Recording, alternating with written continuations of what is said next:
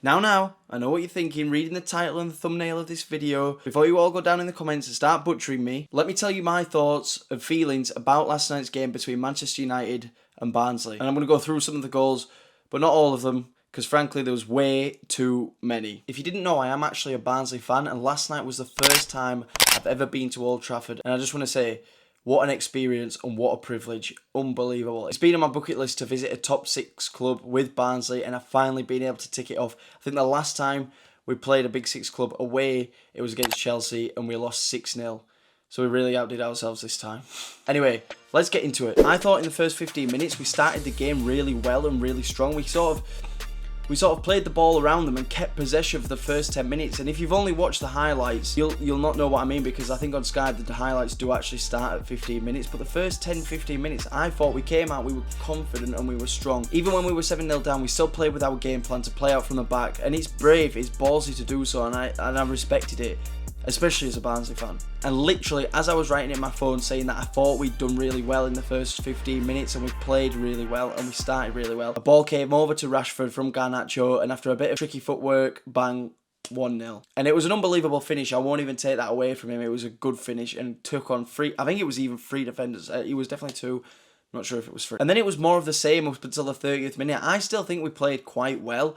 We didn't let them dominate us totally in the first, 25-30 minutes of the game. I think we controlled ourselves. We really stuck to our game plan and it was working. We stayed calm. And then as we were seeing into the game, then came the penalty. For me, it was a clear penalty. Slonina brought Anthony down in the box and there was no complaints from me. And in all fairness, it was a really good penalty. Took it away from the keeper into the far netting. But then for some reason, he went on to do like 67 different celebrations again. And he seems to have a bit of a habit for doing this. I don't know if anyone remembers the whole Sonic situation. I think they conceded like 2 minutes later. It's just like, give it a rest, especially when you're doing it against teams that are like 2-3 leagues down from you. He did the exact same in January against Newport. I mean, he got on his knees and started praying to God and took his top off and whatever else he wanted to do. I do often wonder, do his teammates look at him and just be like, what are you doing?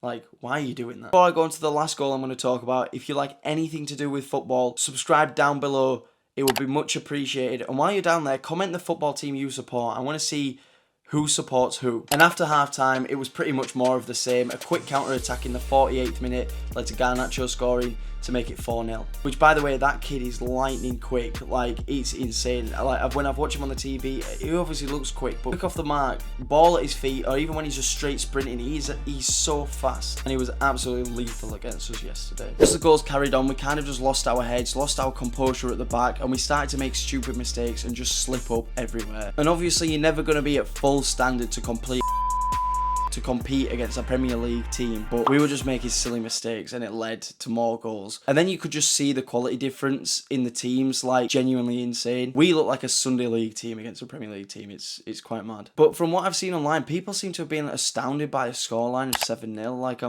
I'm kind of looking at it like one of the biggest clubs in the world. They fielded a team that probably play in the Premier League. But surely it should have been more than 7. And I'll put the tweet on screen if I can find it. If I can't, I'm sorry.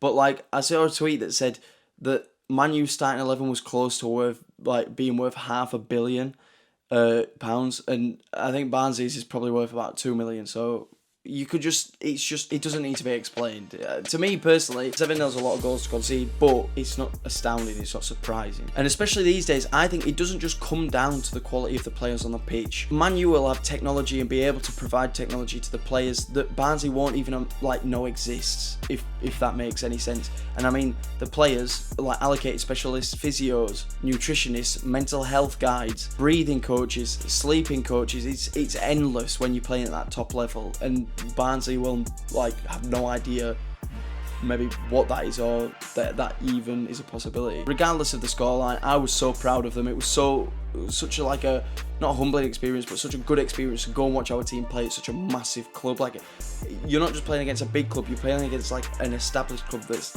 the biggest on the world stage when it comes to like representing England. Over time, I'd say Man U is probably up there. And for the players, I think it's a really good learning experience. Even to concede 7 goals, you've got to pick your head up and go again, but we've got to focus on the league now. But I think having that experience of playing at Man U in front of a crowd of I think it was like 60 maybe 65,000. It was pretty full. It's a great experience for the players and for our manager. He's still pretty young. I think it's a good thing all around. For me, there was two of our players that really stood out last night. Luke O'Connell, our young captain, he did fantastic in that midfield up against Agate and Casemiro. He really held his own and drew a lot of fouls from both of the players he was playing up against in the midfield. He did well, and there was a few times he actually got away from Casemiro, and I was buzzing. Barry Cotter was also great down the right side. He was quick and he was ready to go, and he worked like an absolute horse. He did me proud. He did all the Barnsley fans proud.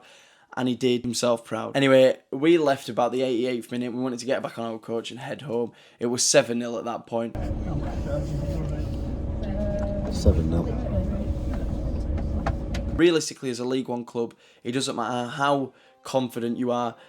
As a fan, you've got to understand that the chances of you actually winning at Old Trafford away are near impossible. You've just got to enjoy the experience, which I loved. I loved the day out. It was such a good day, such a good thing to see us in the headlights almost. I mean, I follow 433 on Instagram, and I think they have like nearly 70 million followers, and we were on there because obviously we played against Man United. It was great to see, and people are saying, "Oh, I wish we could play Barnsley every week," but it's like, it's a great thing for us. We've earned like decent money from being on telly, the ticket sales, getting to the third round, and we did ourselves proud.